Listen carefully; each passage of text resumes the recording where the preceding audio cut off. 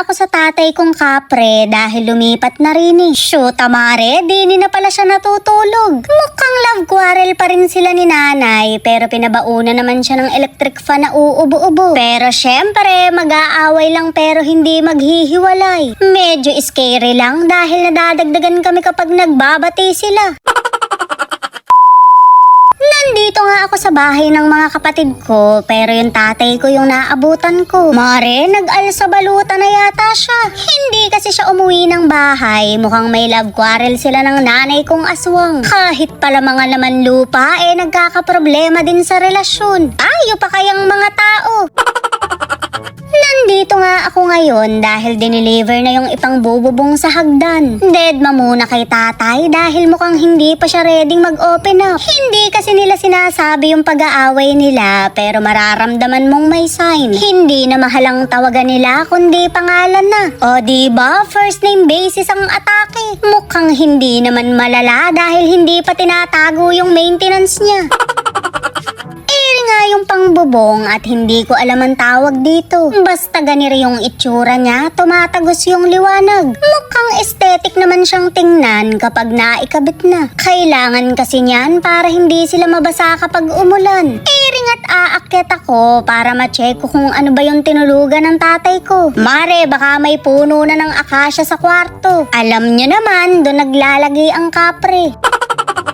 Mukhang wala naman dahil walang bahid ng lupa. Hindi nga ako dumiretso sa dulo at bumungad agad sa akin yung higaan niya. Shoot, amare, buhay pa pala tong electric fan ng nanay ko. Mukhang pinabaon sa kanya kaya may care pa rin. Hindi nga to nililinis dahil baka magaya daw sa mga dating electric fan namin. Mare, kabod na lang hindi aandar yan.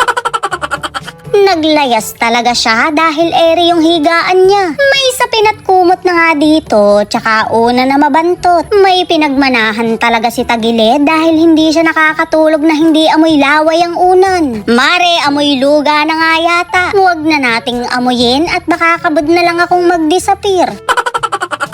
Dahil wala pang ang bintana, tsak na malamok dito. Pero pinabauna naman siya ni nanay ng pang-spray para hindi siya makagat. Grabe naman kayong mag-away, may care pa rin sa isa't isa. Akala ko kasi mare, dapat sinasawsaw yung toothbrush sa bowl. Yari ako nito, nagka-idea na yung sugar daddy ko.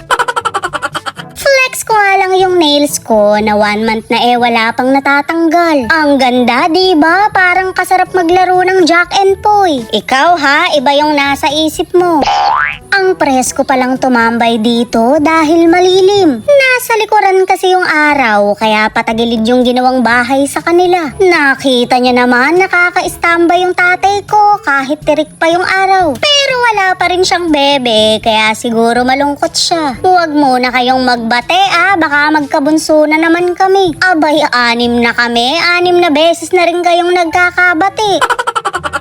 Konting-konti na lang makakalipat na yung mga kapatid ko. Hindi naman ako natatakot na magsama-sama sila dito dahil magkakasundo naman kami. Nagkakatampuhan din naman pero hindi malala. Kaya naman malakas ang loob kong pagtabi-tabihin sila dahil alam kong hindi magkakaroon ng problema. Magkakasundo rin naman kami ng mga girlfriends nila dahil ginagawa kong kainuman.